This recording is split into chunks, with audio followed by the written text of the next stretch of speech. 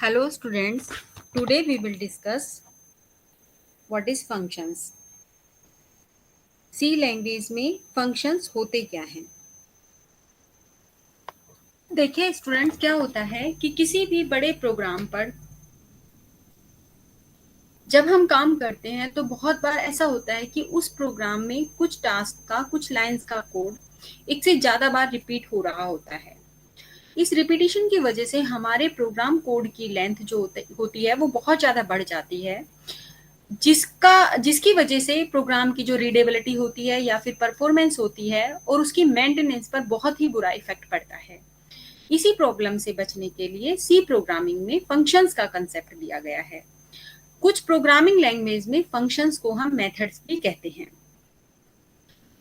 जब भी किसी कॉम्प्लेक्स प्रोग्राम पर हम काम करते हैं तो उस प्रोग्राम के कुछ स्टेटमेंट्स को टास्क के बेसिस पर हम सब प्रोग्राम्स में डिवाइड कर देते हैं, जिन्हें हम फंक्शंस कहते हैं।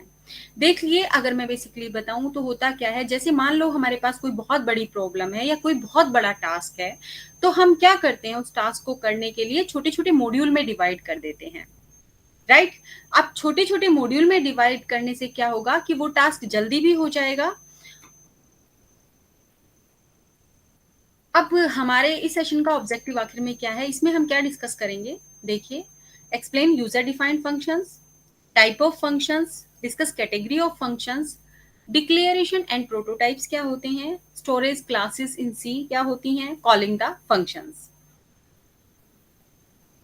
फंक्शंस में हम किसी भी स्पेसिफिक टास्क के लिए कोड किए गए स्टेटमेंट्स या फिर आप कह सकते हैं लाइंस ऑफ कोड को एक नेम के साथ एक ब्लॉक या बॉडी में ग्रुप कर देते हैं, या फिर हम ऐसे कह सकते हैं कि फंक्शन एक ऐसा ब्लॉक ऑफ कोड होता है जिसकी हेल्प से हम अपने प्रोग्राम में किसी भी स्पेसिफिक टास्क को परफॉर्म करते हैं। स्टूडेंट, सी प्रोग्रामिंग में दो तरह के फंक्शंस होते हैं। एक तो लाइब्रेरी फंक्शंस या फिर बिल्ट इन फंक्शंस जिसे हम कहते हैं, और दूसरे होते हैं हमारे पास यूजर डिफाइंड फंक्शंस। अब फंक्शंस के इन दोनों टाइप्स के भी आगे डिफरेंट टाइप्स होते हैं, जिनके बारे में हम डिटेल में डिस्कस करेंगे।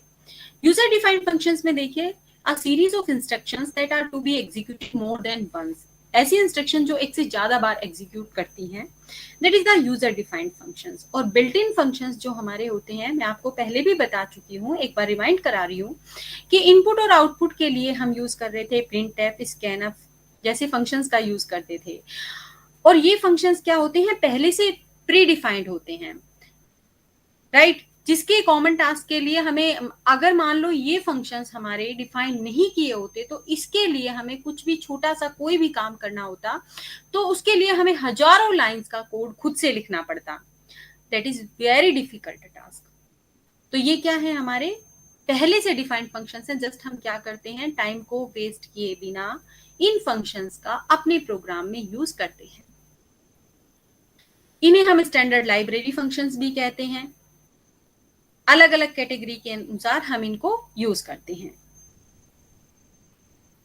अब बात आती है हमारी पास यूजर डिफाइंड फंक्शंस की। सी प्रोग्राम्स में स्टेटमेंट्स रिपीटिशन को रोकने के लिए सी लैंग्वेज में यूजर क्या करता है, खुद से रिपीटेड स्टेटमेंट्स को फंक्शन के अंदर ही ग्रुप कर देते हैं। इन्हीं फंक्शंस को हम यूजर डिफाइंड फंक्शंस कहते हैं।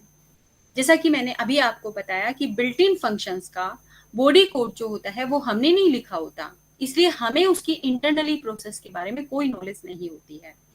सिर्फ हम क्या करते हैं, अपने प्रोग्राम्स में यूज करने के लिए सिर्फ उसको कॉल करते हैं। यानी बिल्ट इन फंक्शंस की इंटरनली जो वर्किंग प्रोसेस होती है उस पर हमारा कोई कंट्रोल नहीं होता है। बट क्योंकि यूजर डिफाइंड फंक्शंस जो होते हैं आपके, वो प्रोग्रामर्स खुद से क्रिएट करता है, खुद से डिफाइन करता है, इसलिए हम क्या कहते हैं, इन फंक्शंस की कॉलिंग के साथ साथ वर्क प्रोसेस पर भी हमारा पूरा कंट्रोल होता है।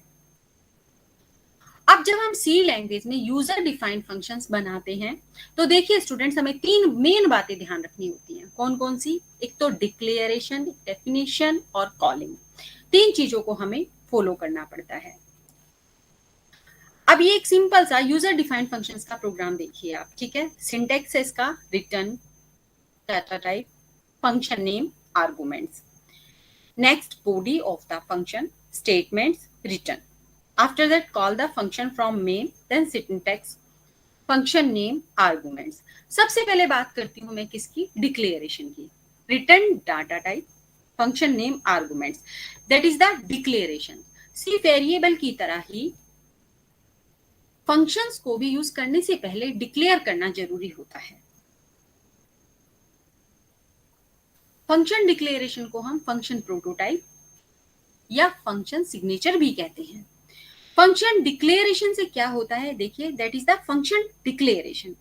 फंक्शन डिक्लेरेशन से कंपाइलर को फंक्शन नेम, पैरामीटर्स और उसके रिटर्न टाइप के बारे में नॉलेज मिलती है, राइट? तो फंक्शन डिक्लेरेशन सिंटैक्स क्लियर हो गया होगा, return data type, function name और आर्गुमेंट्स। हम अपने प्रोग्राम में फंक्शन डिक्लेरेशन कहीं भी कर सकते हो, लेकिन रिकमेंड क्या किया जाता है कि फंक्शन डिक्लेरेशन में सभी हेडर फाइल्स इंक्लूड करने के बाद और मेन फंक्शन से पहले आपको फंक्शन डिक्लेरेशन करना चाहिए, जैसा कि हमने फंक्शन डिक्लेरेशन के सिंटैक्स में भी शो हो रहा है, राइट? इसमें हमने 3 टर्म्स का यूज किया है। कौन कौन सी? रिटर्न टाइप, फंक्शन नेम और आर्गुमेंट्स यानी कि पैरामीटर्स, राइट? फंक्शन के बाद अगर हम ये फंक्शन डिक्लेरेशन के लास्ट में आपको टर्मिनेटर लगाना कंपलसरी होता है, राइट? इसके बाद हमें टर्मिनेटर लगाना है, ठीक है? अब फंक्शन डिक्लेरेशन के सिंटैक्स के बाद बात